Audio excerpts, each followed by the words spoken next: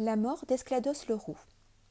Le roi Arthur décide de se rendre en forêt de Brocéliande avec sa suite pour affronter et vaincre le chevalier de La Fontaine.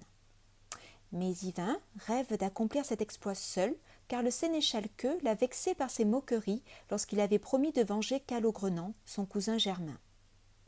Il part avant le roi et suit le même chemin que Calogrenant. Comme lui, il est hébergé par le Vavasseur, croise le gardien des taureaux sauvages et renverse l'eau de la fontaine merveilleuse sur le perron, ce qui déclenche une affreuse tempête. Rendu furieux par les dégâts provoqués sur ses terres, Esclados le Roux, le châtelain de l'endroit, attaque Yvain. Un terrible combat s'engage pendant lequel le jeune chevalier blesse grièvement Esclados. Le chevalier éprouva une si grande douleur que peu s'en fallut que le cœur ne lui manqua. Il sentit qu'il était blessé à mort et que toute défense était inutile, et il prit la fuite au galop vers sa ville.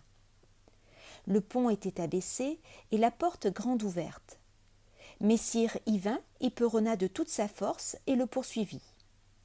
Comme le gerfaut randonne la grue, prend son vol de loin, peu à peu l'approche, croit la tenir, mais n'y touche, ainsi fait messire Yvain qui chasse le fugitif et le serre de si près qu'il l'entend gémir et que peu s'en faut qu'il ne l'embrasse, et toutefois il ne parvint pas à l'atteindre. Le chevalier blessé s'enfuit de toute la vitesse dont il est capable. L'autre s'évertue à le chasser, car il croirait avoir perdu sa peine s'il ne le prenait mort ou vif quand il pense aux insolents propos de monseigneur Queux. Il n'est pas quitte de la promesse qu'il a faite à son cousin Calogrenant, et on ne le croira que s'il donne la preuve de son exploit. Le chevalier l'entraîna jusqu'à la porte de la ville, et tous deux y entrèrent. Ils ne trouvèrent homme ni femme dans les rues par où ils passèrent, et ils furent bientôt devant les murs du palais. La porte en était large et haute, mais l'entrée était si étroite que 2 hommes ou 2 chevaux ne pouvaient sans encombre y passer de front ou s'y rencontrer au milieu, car elle était faite comme le piège qui guette le rat quand il vient au larcin. Un couteau y est suspendu qui se déclique et prend, car il tombe au moindre mouvement de la clé. Ainsi, sur le seuil étaient 2 trébuchets qui soutenaient une porte à coulisses, tout en fer bien émoulu. Si un homme ou un animal quelconque montait sur cet engin, la porte descendait, tranchant ou attrapant celui qui s'y était aventuré. Juste au-dessus des 2 trébuchets, le passage était aussi étroit qu'un sentier battu. Le chevalier s'y était engagé avec prudence, et messire Yvain follement s'y jeta, bride abattue. Il atteignit son adversaire presque à l'arçon de derrière. Il se pencha heureusement en avant, sans quoi il eût été pourfendu. Le cheval marcha sur le bois qui soutenait la porte. Aussitôt, comme diable d'enfer, lui s'abattit contre Val, tranchant le destrier par le milieu, avec le derrière de la selle et les 2 éperons au ras des talons de monseigneur Yvain. Il l'avait échappé belle. Il tomba à la renverse, saisi d'une grande frayeur. Et de cette façon, le chevalier blessé à mort lui échappa. Il y avait une seconde porte semblable à celle de devant et qui tomba quand le chevalier l'eut franchie. Messire Yvain se trouva enfermé dans une salle toute cielée, à clous dorés, et dont les murs étaient ornés de riches peintures. Il fut stupéfait, mais ce qui le tourmentait le plus, c'était de ne pas savoir où le chevalier s'était réfugié. Tandis qu'il était plongé dans ses réflexions, il entendit ouvrir une petite porte d'une chambrette qui se trouvait à côté. Et il en sortit une demoiselle très belle et avenante. Après quoi, lui se referma. Quand elle vit monseigneur Yvain, elle fut tout d'abord interdite. « Chevalier, fit-elle, je crains que vous ne soyez le malvenu. Si vous êtes vu séant, vous y serez mis en pièces, car messire est blessé à mort, et je sais que c'est vous qui l'avez tué. Madame en fait un tel deuil, et ses gens crient si fort que pour un peu ils se tueraient de désespoir. Ils vous savent ici, mais ne songent guère à vous en ce moment, tant leur douleur est grande. mais ils pourront vous tuer ou vous prendre quand ils le voudront. » « S'il plaît à Dieu, répondit messire Yvain, ils ne me tueront pas, et je ne serai pas leur prisonnier. »« Non, fit-elle, et je vous y aiderai de tout mon pouvoir. Je vois que vous êtes prud'homme, car vous ne connaissez pas la peur. Je veux vous rendre service, comme vous me fîtes naguère. Une fois, madame m'envoya en message à la cour du roi. Peut-être ne me suis-je pas tenue comme une pucelle le doit, mais il n'y eut pas un chevalier qui daigna m'adresser la parole à l'exception de vous seul. Je vous rendrai l'honneur que vous me fîtes ce jour-là. Je sais quel est votre nom, car je vous ai bien reconnu. Vous êtes le fils du roi Urien, et vous vous nommez messire Yvain. Or, soyez sûr et certain que jamais, si vous voulez me croire, vous ne serez malmené. Vous n'avez qu'à prendre cet anneau que vous me rendez, s'il vous plaît, quand je vous aurai délivré. Il a cette vertu, lorsque la pierre est tournée au-dedans, de rendre invisible celui qui le porte, ainsi que l'aubier revêtu de son écorce. Messire Yvain était très heureux du tour que prenait son aventure. Il accepta l'anneau et ils allèrent s'asseoir sur un lit recouvert d'une couette magnifique. La pucelle lui dit ensuite que, s'il voulait, elle lui apporterait à manger. Messire Yvain accepta volontiers. Elle sortit et revint promptement, apportant un chapon rôti et un gâteau avec une nappe et un plein pot de vin excellent. Messire Yvain, qui avait faim et soif, but et mangea à souhait. Cependant les chevaliers se mettaient en devoir de le chercher, car ils voulaient venger leur seigneur qui était déjà mis en bière. « Amis, dit la pucelle, écoutez, il vous cherche. Il y a grand tapage dans la maison, mais quoi qu'il arrive, ne bougez pas, car ils ne vous trouveront pas si vous demeurez sur ce lit. Vous allez voir cette salle envahie par des gens furieux qui pensent vous y trouver. Je crois qu'ils apporteront par ici le corps pour le mettre en terre. Ils fouilleront sous les bancs et sous les lits. Il serait divertissant pour quelqu'un qui n'aurait aucun sujet de craindre de voir ces gens aveuglés, car ils seront si déconfiés, si moqués, qu'ils enrageront de colère. Je n'ai plus rien à vous dire, et je ne veux pas demeurer davantage. Mais puissais-je remercier Dieu qui m'a donné l'occasion de vous être utile. » Là-dessus, elle s'en retourna. Aussitôt que les gens furent assemblés, ils vinrent en foule aux portes des deux côtés, brandissant des bâtons et des épées. Ils virent sur le seuil la moitié du cheval tranché. Ils croyaient s'emparer, une fois entrés, de celui qu'ils cherchaient pour l'oxyre. Ils virent enlever les portes qui avaient causé la mort de beaucoup. Il n'y eut cette fois ni trébuchet ni piège tendu. Ils pénétrèrent tous de front et ils trouvèrent de l'autre côté l'autre moitié du cheval mort. Mais ils n'aperçurent pas plus les uns que les autres monseigneur Yvain qu'ils eussent massacré volontiers. Celui-ci les voyait enragés et rouler des yeux égarés comme s'ils fussent hors de sens. Il disait « Qu'est-ce que cela signifie ?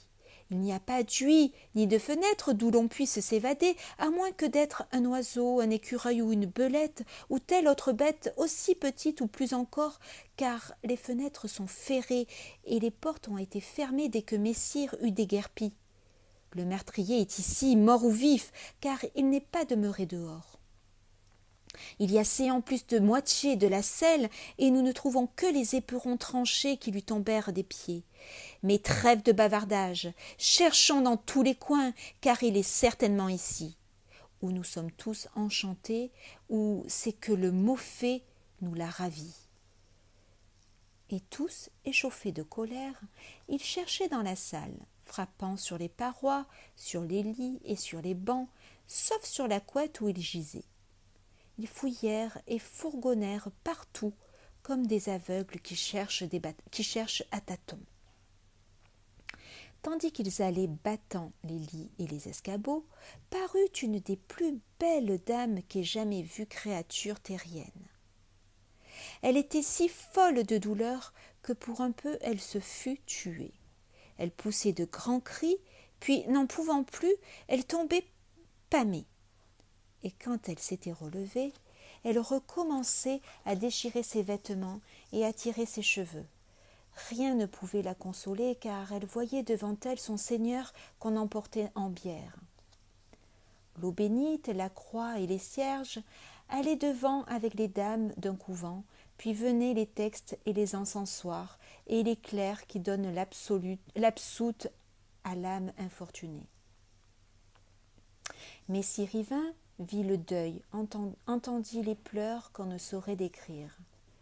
Et la procession passa dans la salle.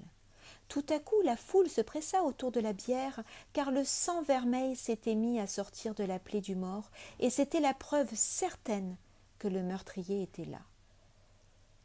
Lors, ils recommencèrent à chercher et à fouiller, tant qu'ils tressutaient tous de l'affolement et du vacarme qu'ils menaient devant le sang qui dégouttait de la bière.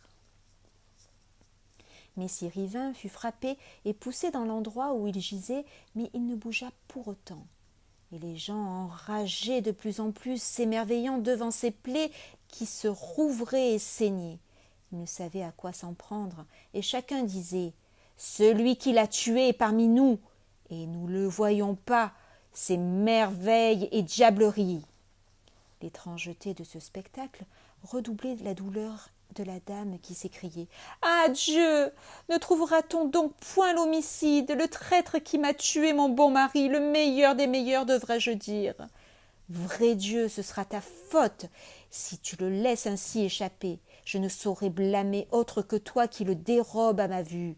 Jamais on ne vit tel abus et telle injustice que celle que tu commets à mon égard quand tu ne me laisses voir celui qui est si près de moi. Je peux dire non sans raison qu'un fantôme ou que l'ennemi s'est glissé parmi nous. J'en suis tout ensorcelée. Puisqu'il est couard, il me redoute. Il est couard quand il me craint. Cela lui vient de grande couardise qu'il n'ose se montrer à moi. Ah, fantôme, peureuse créature, pourquoi es-tu si lâche envers moi quand tu fus si hardi envers mon Seigneur? Chose misérable, chose faillie, que ne t'ai-je eu en mon pouvoir? Que ne puis-je te tenir? Comment aurais-je pu faire périr mon Seigneur, sinon par trahison? Jamais il n'eût été vaincu s'il avait pu te voir, car il n'a pas son pareil au monde. Certes, si tu étais mortel, tu n'aurais pas osé attenter au jour de ce chevalier sans pareil. » Ainsi la dame se révolte dans la douleur qui la brise, et se tourmente et se met au supplice, et ces gens en ont grand deuil et compassion. Ils avaient tant fouillé et exploré qu'ils furent las des recherches, et les abandonnèrent découragés, ne pouvant mettre la main sur nul qui pût être soupçonné du meurtre. Ils emportèrent le corps pour l'enfouir. Tandis que les noniants et les prêtres, le service fini, sortaient de l'église et se rendaient à la sépulture, la demoiselle que tout cela laissait indifférente revint auprès de monseigneur Rivin. « Beau sire, lui dit-elle, vous avez vu cette foule de gens armés se ruer sur vous. Dieu sait s'ils ont tempêté. Ils ont fouillé tous les coins et cachettes plus menus que braque ne va qu'étant la perdrix ou la caille. Vous avez eu peur sans doute.